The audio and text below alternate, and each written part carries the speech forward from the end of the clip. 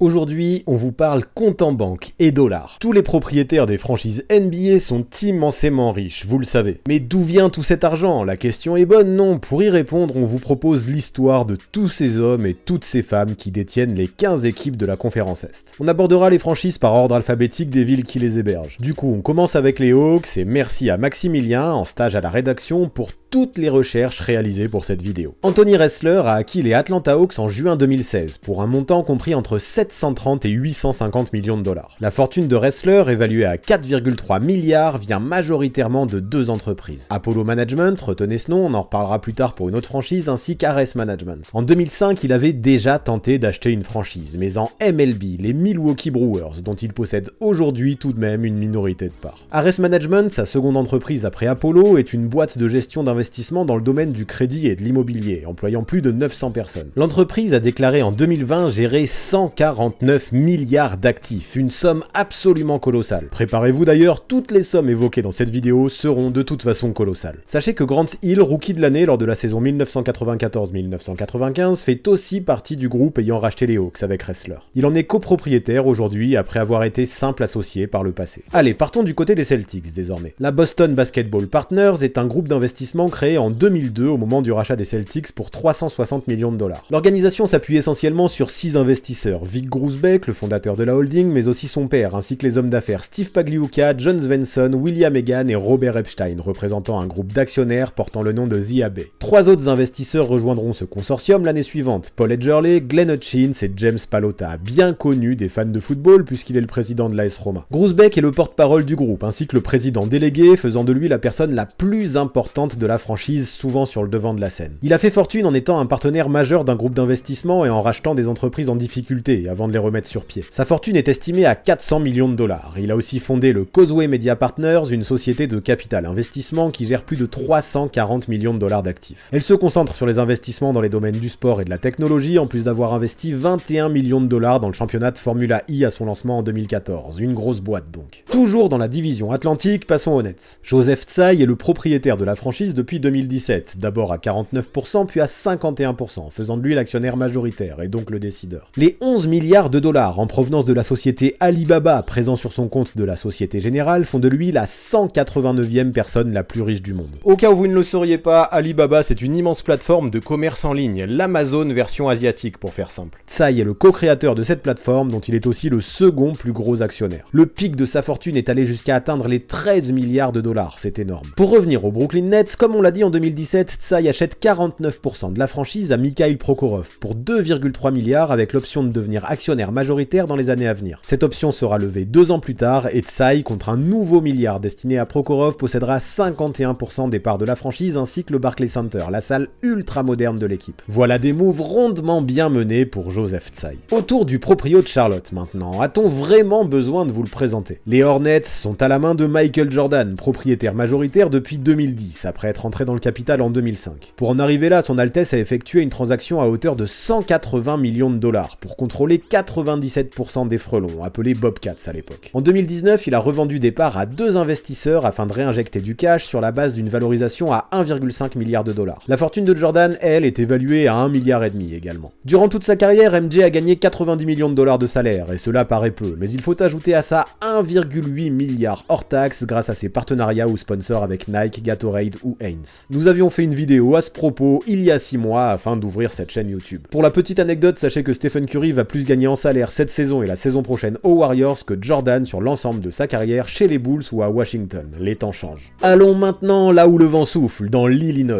Jerry Reinsdorf est un avocat et businessman américain, mais aussi propriétaire des White Sox de Chicago en MLB ainsi que des Bulls. Il a acheté la franchise de baseball en 1981 pour 19 millions, avant de lâcher 9,2 millions pour les Bulls en 1985 avec la participation d'autres investisseurs. Le montant total était de 16 millions de dollars. 6 titres remportés plus tard, la franchise vaut 3,2 milliards. Sacrée plus-value. La fortune de Reinsdorf vient de l'immobilier, comme pour beaucoup de proprios de cette liste. Il a cofondé la Balcor Company en 1973 qu'il a revendu 9 ans plus tard à American Express contre un joli chèque de 102 millions de dollars. Il est tout de même resté président de son entreprise suite à cette vente. En ayant dépensé moins de 30 millions pour acheter ses 2 franchises, il est actuellement assis sur une poule aux œufs d'or de plusieurs milliards. Sa fortune personnelle est aujourd'hui estimée à 1,7 milliard de dollars. Sympathique petit capital, non? Le proprio, pour sa carrière, a même même fini par entrer au Hall of Fame en 2016. Plutôt pas mal comme récompense. On continue avec Dan Gilbert, devenu le propriétaire des Cavaliers de Cleveland en mars 2005 contre un chèque de 375 millions de dollars. Gilbert est un businessman qui a fait fortune dans l'hypothèque de biens immobiliers. Dès 1985, avec son frère Gary, ils ont lancé la boîte Rock Financial, qui faisait des prêts hypothécaires plutôt que des prêts immobiliers. En 2000, l'entreprise était rachetée par Quicken Loans, mais même après ce deal, Gilbert est resté PDG. 17 ans plus tard, Rock Financial était le leader dans son secteur d'activité aux États-Unis.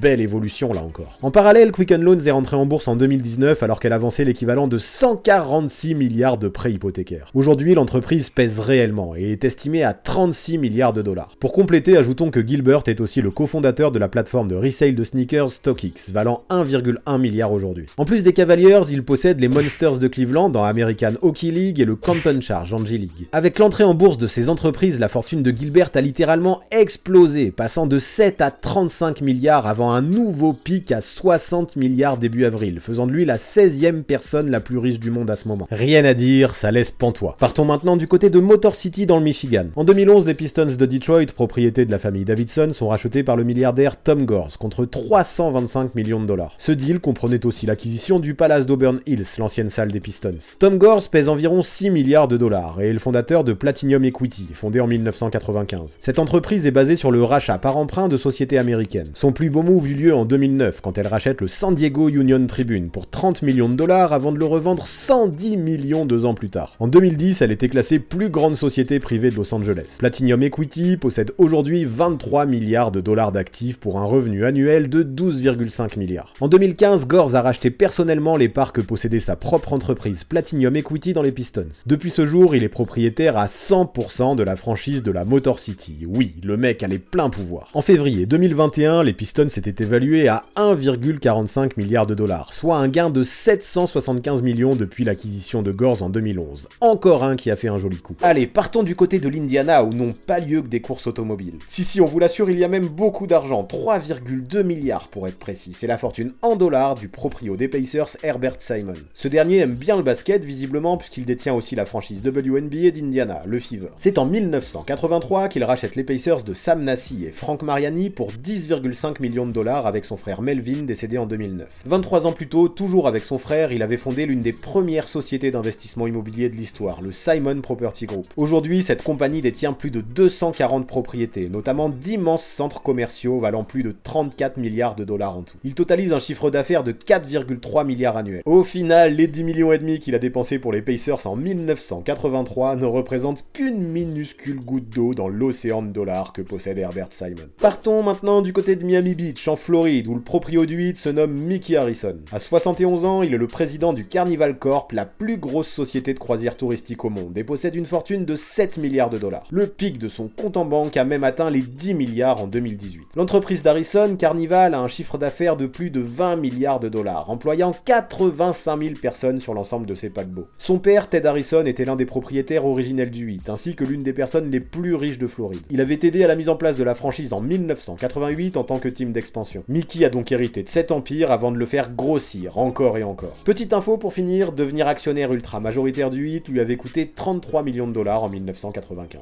Petit voyage vers le nord pour enchaîner. La franchise du Wisconsin, les Bucks, sont possédés par une quantité assez démentielle d'investisseurs, dont Aaron Rodgers, le quarterback des Green Bay Packers en NFL. 4 d'entre eux se distinguent par leur part dans la franchise. Mark Lasry, Wes Edens, qui sont à l'origine du rachat à hauteur de 550 millions en 2014, ainsi que Jamie Dinan et Mike Fascitelli. Si vous vous demandiez, avant son rachat, la franchise appartenait à Herb Kohl, un ancien sénateur du Wisconsin. La fortune de Mark Lasry atteint les 1,8 milliards de dollars et s'est construite au fur et à mesure d'investissements dans des entreprises en tout genre. Lasry est surtout cofondateur d'Avenue Capital Group, spécialisé dans la gestion d'entreprises endettées ou en situation dite spéciale. Cette boîte a ensuite créé son fonds spéculatif dont les actifs s'élèvent à 11 milliards de dollars. Wes Edens ne possède lui que, si on peut dire que, 600 millions sur son compte en banque. Il est propriétaire de l'équipe e-sport FlyQuest et actionnaire majoritaire du club de soccer d'Aston Villa en Angleterre à hauteur de 55% avec son associé Nassef Sawiris. Le reste de sa fortune vient de l'industrie, de la finance et du capital investment. Après les Nets tout à l'heure, revenons à New York. Les Knicks, de retour en playoff après 8 ans d'attente, sont aux mains de James Dolan depuis 1997. Dolan, businessman, auteur, compositeur et interprète de 66 ans, est le président et PDG de la Madison Square Garden Company et de MSG Network. Le proprio probablement le plus détesté de la ligue a racheté la franchise new-yorkaise pour 300 millions de dollars dans les années 90. Aujourd'hui, en étant estimée à 5 milliards de dollars, elle est la plus bankable de la NBA. Pour être complet, sachez qu'en plus des Knicks, le grand ami d'Harvey Weinstein possède les Rangers en NHL, ainsi que la franchise WNBA du Liberty, toujours à New York. En gros, une bonne petite partie du sport de la Big Apple lui appartient. Sa fortune personnelle, qui tournerait à plus de 2 milliards de dollars, vient en grande partie de l'héritage de son paternel, Charles, fondateur de Cablevision, entreprise revendue en 2016 pour la modique somme de 17,7 milliards. Charles est aussi le fondateur du prédécesseur d'HBO, qu'il a ensuite revendu pour fonder Cablevision,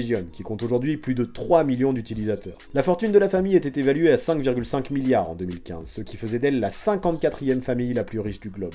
Dolan peut donc sacrément remercier son cher papa. Partons maintenant du côté de chez Mickey, à Disneyland. Acheté en 1991 pour 85 millions de dollars, le Magic d'Orlando est détenu par la holding Ordivi Sports, lancée la même année par Richard DeVos, l'acheteur de la franchise décédé en septembre 2018. Depuis, cette holding a ajouté à son arc la salle Ordivi Sportsplex ainsi que les Solar Bears d'Orlando en IHL, l'International Hockey League. Richard DeVos, le proprio initial du Magic, est né en 1926. Après avoir combattu durant la Seconde Guerre mondiale, il a lancé avec un ami en 1959 la société de distribution Amway, diminutif d'American Way. Au tout début de l'entreprise, Amway vendait uniquement des produits de nettoyage, mais au fur et à mesure des années, DeVos et son associé ont élargi leur palette, devenant distributeur à l'international d'une multitude de produits. En 2017, Amway, toujours privé, a généré 8,6 milliards de dollars de revenus annuels et est devenu l'une des 30 plus grandes entreprises privées au monde. Cet empire perdure encore aujourd'hui, la famille DeVos ayant construit une fortune personnelle estimée à 5,4 milliards de dollars, juste un peu moins que celle des Dolan. Les 76ers de Philadelphie maintenant, 6 milliards de dollars, c'est la fortune du propriétaire des Sixers, Josh Harris. Anciennement détenu par Comcast Spectacor, les Pennsylvaniens ont été rachetés en octobre 2011 pour 280 millions de dollars. En plus de la franchise de Philly, Harris détient les New Jersey Devils en NHL, des parts chez les Steelers de Pittsburgh en NFL ainsi que 18% du club londonien Crystal Palace en Première Ligue. Cette immense fortune vient en grande partie, en plus de ses divers investissements ici et là, de l'entreprise qu'il a co-créée en 1990, Apollo Global Management. Cette société valorisée à plus de 7 milliards est un fonds de capital d'investissement qui gère plus de 414 milliards d'actifs. Oui, 414 milliards. On ne parle pas de millions, mais bien de milliards. Harris, lui, possède actuellement 20% des parts de cette entreprise. Il était placé à la 129e place des Américains les plus riches en 2020, selon Forbes. Pour gérer ses propriétés, notamment sportives, il a co-créé en 2017 la holding Harris Blitzer Sports Entertainment, qui gère les Sixers, les Devils ainsi que d'autres entreprises. Tel des Steven Spielberg du basketball, allons faire un tour à Jurassic Park, du côté des Raptors de Toronto. Les champions NBA 2019 sont détenus par un conglomérat canadien dénommé Maple Leaf Sports and Entertainment.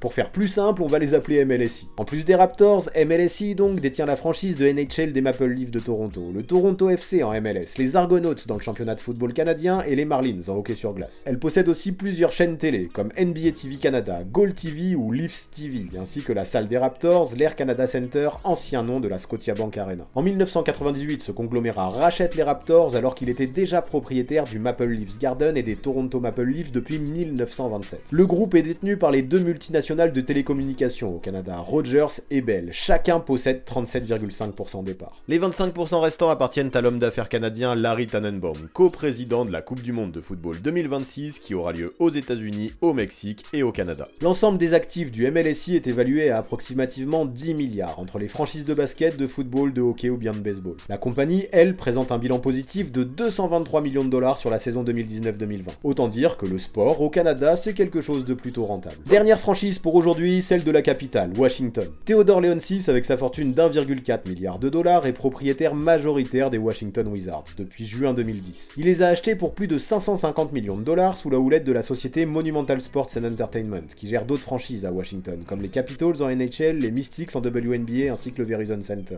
La franchise appartenait précédemment à Abe et Irene Pauline, décédés l'an dernier. Pour info, Lauren Powell Jobs, la femme de Steve Jobs, a racheté 20% des parts de la holding de Theodore Leonsis. D'ailleurs, ce dernier, Leonsis, ardent défenseur des paris sportifs légaux aux États-Unis, est un ancien personnage important de la firme web America Online, filiale de Verizon. Il est propriétaire de l'équipe eSports Team Liquid, ainsi que membre fondateur du Revolution Growth Fund, firme d'investissement concentrée sur la transition d'anciennes industries vers les nouvelles technologies. Un bon businessman donc lui aussi. Et vous le verrez rapidement sur la conférence Ouest, personne n'a rien à envier aux différents proprios listés aujourd'hui. Soyez au rendez-vous, c'est pour bientôt. En attendant, pour patienter et en lien avec le sujet d'aujourd'hui, nous vous invitons à aller voir le classement des franchises qui pèsent le plus en dollars de la ligue. Nous avions sorti une vidéo à ce propos il y a quelques temps. Avant de partir, pensez à vous abonner à la chaîne de Basket Info, mais aussi à celle du 6ème homme afin d'obtenir 2 visions complémentaires de la NBA. Les dernières vidéos mises en ligne apparaissent juste sous vos yeux.